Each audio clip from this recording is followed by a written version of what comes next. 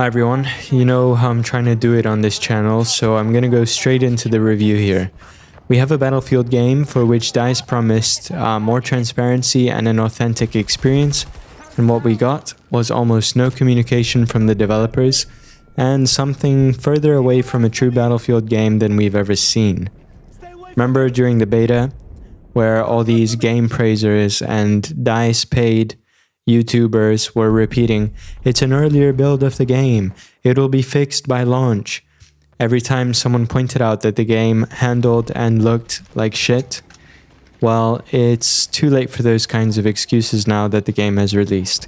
So let's get into it. The graphics, they look awful. Honestly, I'm convinced that this game looks worse on my Xbox Series X than what Battlefield 3 looked like on my PC almost a decade ago. I'm gonna be real with you guys, I can't believe that this is a so-called next-gen title. And honestly, the first time I booted it up and joined the game, I actually quit the application and went back to the dashboard to make sure that I didn't accidentally download the last-gen version of this game. That's how bad it looks. Which is hard to see on YouTube, but if you blow it up 4K, I am 1000% certain that this game is not running in 4K. And what I mean by that is that you can't just upscale games to 4K using AI or whatever other bullshit and call it 4K, even though it looks like a stretched out JPEG. It's 2021 and these old tricks don't work anymore. The game looks worse in every single way. I'm talking gun models, player models, texture detail, world detail. It looks worse than Warzone does, and Warzone is like 3 years old now. So, I remember a viral video from the beta showing that the characters in-game were like 4 foot tall, standing next to a doorway. I'm not sure that that has been fixed. I've seen some pretty small little characters on YouTube videos, but that's not the point. The point is that the heroes in this game, they're just not believable. 99.9% of the fan base who likes Battlefield was complaining about specialists. Apart from, Call of Duty YouTubers who know that they're gonna probably find a new game to make money in, and also Drifter, the hormone replacement little soy boy who was fighting with the Battlefield fan base despite knowing nothing about this series. So yeah, fuck you, Drifter.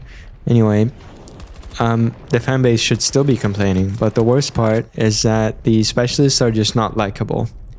If you couple their sort of bad graphics and animations, they're not only unlikable, they're just not believable.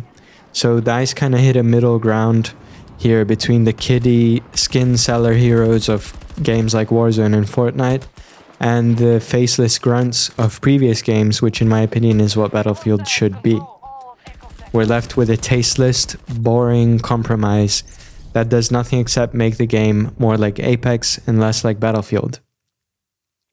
And even if you hate the specialists as much as I do, you can't even shoot them properly because the hit registration in this game is the worst I've ever seen in my life. Not to mention the fact that the bullet spread, when you're shooting, it just doesn't work in Portal, and the developers tried to hide this, saying that it behaved like old games, and they got debunked instantly by old school members of the fanbase like myself who had played those games originally. In the end, some of the biggest reasons why I refunded this game, as someone who played Battlefield for more than 10 years, after I played the beta about 5 hours and bought the game and played that for maybe 10 more hours, is not just the pathetic graphics or the non-Battlefield structure of the game.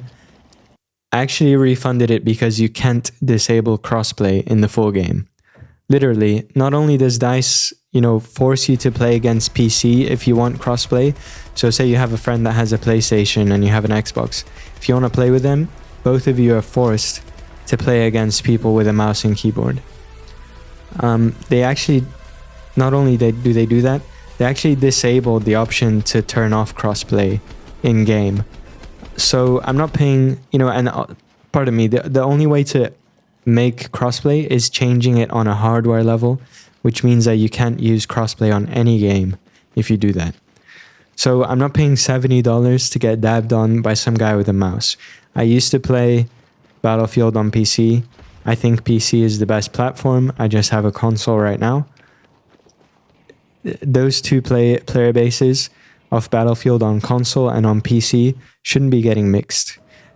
And in my opinion, that's for the best of not only the console players, but also the PC players. And yeah, getting killed by a guy with a mouse, you can tell, and it happens more often than you think, especially because the aim in this game is super clumsy on controller. Anyway, I refunded this game also because there's no scoreboard, probably to hide the amount of AI players in the game and to hide how well people are doing, which in today's industry just means that they're playing around with the matchmaking behind the scenes to keep you engaged and keep you buying skins. Another nefarious practice down this aisle is that the lobbies disband after every match. This can basically only mean that there's at least some type of skill-based matchmaking working behind the scenes, which is not something that belongs in a Battlefield game and in my opinion is totally unacceptable.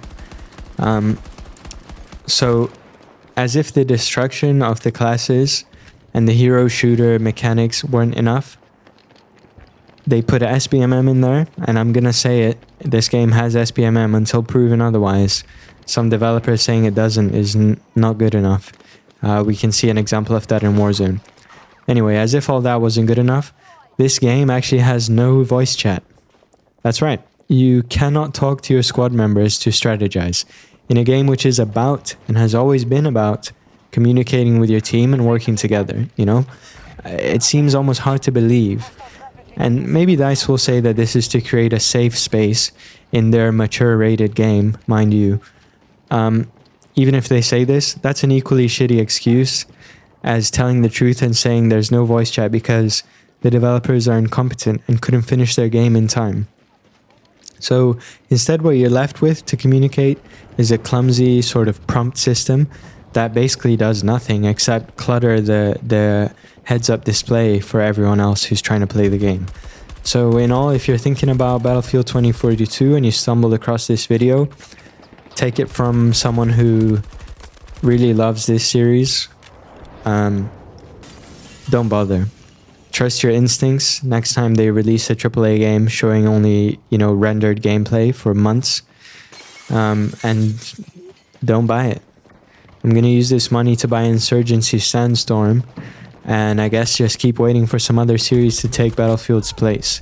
Maybe from some devs who care more about their fan base, rather than current DICE who will push out an unfinished shit game with no voice over IP, just in time to sell those Christmas bundles. I'm done with Battlefield. Thanks for watching. We're taking significant losses. Stop the US forces from conquering every sector.